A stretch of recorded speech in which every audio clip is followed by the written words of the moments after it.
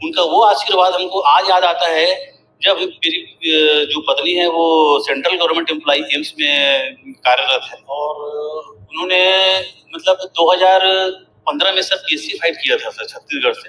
संत रामपाल जी महाराज के आशीर्वाद से ही उन्होंने पीएससी फाइट किया और एक गवर्नमेंट जॉब में एक असिस्टेंट प्रोफेसर के पद पे अपना रायगढ़ में ये किया और उसके बाद रायगढ़ से सर हमने वहां से ट्रांसफर के लिए बहुत ट्राई किया सर। संत रामपाल जी महाराज से मैं क्षमा याचना किया, मैंने हे परमात्मा हे बंदी छोड़, मतलब दास इस कुत्ते से क्या गलती हो गया है वो आप समझ रहे हो। और उसके बाद मैंने नाम शुद्धिकरण कराया, नाम शुद्धिकरण कराने के बाद हमने सब कुछ अपने गुरु जी के ऊपर छोड़ दिया कि अगर आपको हमको अलग रखना है तो आप अलग रखिए, अगर एक करना है तो एक कर दीजिए। फिर मालिक ने ऐसा खेल किया, हुआ एम्स सेंट्रल एम्स रायपुर का पोस्ट निकला, मेरी पत्नी ने भरा और ऑल इंडिया लेवल पे उसने टॉप किया। इतना टेंशन इतना परेशानी के बीच में बिना तैयारी के उसने ऑल इंडिया लेवल पे प्राइवेट शिक्षा पे टॉप किया। ये चमत्कार परमात्मा का। सर संत रामपाल जी महाराज से नाम दीक्षा कैसे प्राप्त की जा सकती है? परमात्मा का जो ज्ञान आता है वो आजकल कई टीवी चैनलों पे आते हैं, सभी चैनलों में नीचे पीली पट्टी दी होती है जिसमें जितने भी नामदान केंद्र के बारे में जानकारी के लिए उस नंबर में संपर्क करेंगे तो उस नंबर से आपको जानकारी मिल जाएगी आप किस जिला से हैं, किस स्टेट से हैं, किस जगह से हैं। आपके आसपास जो भी नजदीकी नामदान केंद्र रहेंगे वहां पे आपको संत रामपाल जी महाराज के द्वारा नाम दीक्षा प्राप्त किया जा सकता है। धन्यवाद सत साहिब। दर्शकों, अभी आपने सुने संत रामपाल जी महाराज से दीक्षा प्राप्त करके सुखी हुए भक्त के अनुभव। अब देखिए जगत गुरु तत्वदर्शी संत रामपाल जी महाराज के मंगल प्रवचन। कि इस तत्व ज्ञान के बताने वाला आपको अरबों में नहीं मिलेगा। अब क्या बताते हैं? भजन करो उस रब का जो दाता है कुल सबका। भजन करो उस रब का जो दाता है कुल सबका, यानी सबका दाता जो तीनों लोकों में प्रवेश करके सबका धारण पोषण करता है। तो उस परमात्मा की भक्ति करो, भजन करो उस रब का जो दाता है कुल सबका। अब क्या बताते हैं? जिस परमेश्वर ने सारी सृष्टि की रचना की है उस परमात्मा की भक्ति करो। मन माणिक लहर समंदरे मोर जीवा नगसी पन सायर, वो निर्मल आनंद कंदरे। मन माणिक लहर समंदरे मोर जीवा नगसी पन सायर, वो निर्मल आनंद कंदरे। रतन अमोली दर्शत नाही, धक्का है धिक्कार है जाकी चंद्रे। पूर्ण ब्रह्म जो रटे अविनाशी, जो भजन करे उस गोविंद रे। भाव भक्ति जा हृदय कोई, क्या करे है सुरपति अंदरे। इंद्री कर्म न लगे लगार में, जो भजन करे निर्द्वंद्रे। गरीबदास जग कीर्ति होगी, जब लग सूरज चंद्रे। अब क्या करे हैं कि ये मनुष्य परमात्मा जैसा शरीर बॉडी आपको मिला है, नर नारायण देह पाके और कट्या न जम का फंदरे। ये काल का बंधन पूर्ण मोक्ष नहीं हुआ। और रतन अमोली दर्शत नाही, और धिक्कार है वाकी चंद्रे।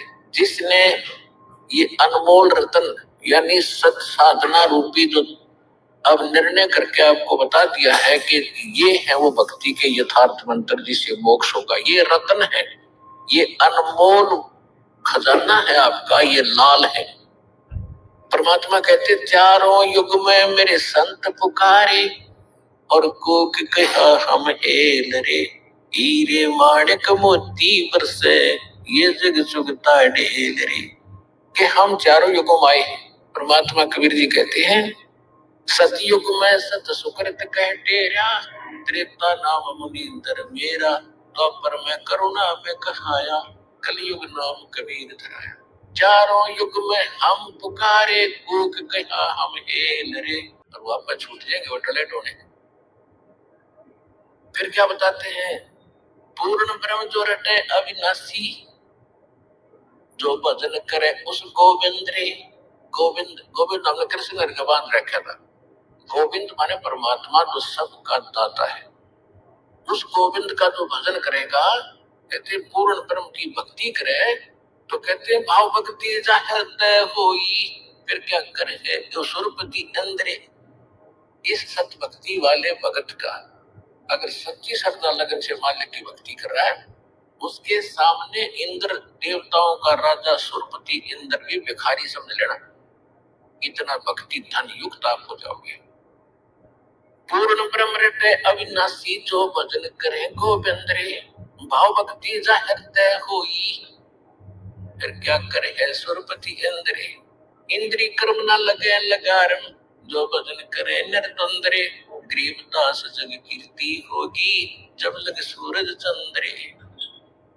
गरीबदास साहब जी कह रहे हैं कि परमात्मा ने मुझे बताया है कि जब आप सच्चे दिल से और सारा दिन भक्ति में लीन रहोगे, तो मन के अंदर उत्पन्न होने वाले विकार भी ये आपके असर नहीं कर पाओगे। क्योंकि जब हम बिल्कुल खाली हो जाते हैं, काम हमारा पूरा हो जाता है, फिर बैठते हैं एकांत में, तो मन ना जाने के बकवादे मनमाती है।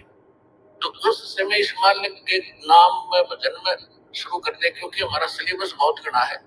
सुबह उठते नित्य नियम है, फिर 108 बार जाप करना है, करना प्रथम मंत्र का, फिर सतनाम याद आ गया, सतनाम भी करना है, फिर अपना घरेलू काम में वो भी कर रहे हैं। उसके बाद फुर्सत होते ही रामायणी का समय हो गया, दोपहर का वो करना है, फिर आरती का समय हो गया, वो करना है। उसके बाद फिर मालिक अपना घरेलू धंधा कर रहे हैं। उसके बाद फिर श्रीमन श्वास का शुरू करते हैं, सतनाम तो जाप करना है।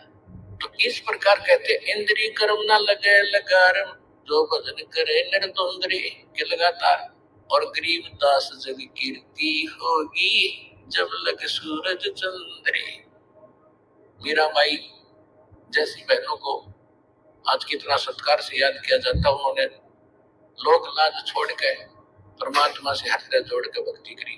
जब तक पृथ्वी रहेगी, कलयुग रहेगा, इन महापुरुषों का नाम अमर रहेगा। गरीबदास जी का रहेगा, गीसा दास जी का रहेगा, जितने महापुरुष हुए, नानक साहब जी का रहेगा। तो ऐसे कैसे तुम भी अगर ऐसा करोगे, आपके नाम शाश्वत रहेंगे और तुम सतलोक चले जाओ।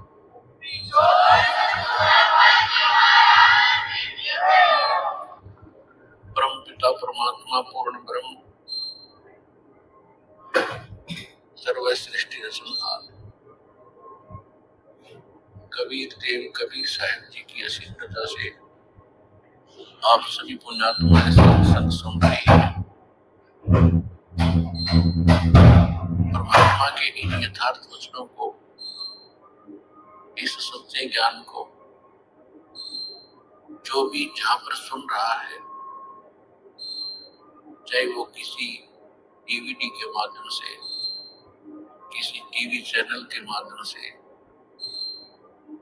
या किसी पुस्तक के माध्यम से, वो सभी परमात्मा की विशेष आत्माएं जिनको ये अमर ज्ञान, अमर कथा सुनने को प्राप्त हो रही है, वो पुण्यात्माएं और अधिक बनकर प्राणी होते हैं जो सतलोक आश्रम में आकर के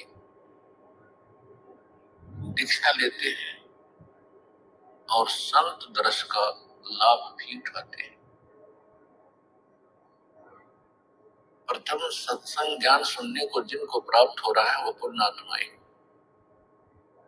इस ज्ञान से प्रेरित होकर के यहाँ आ जाते हैं। वो महापुण्यात्माएं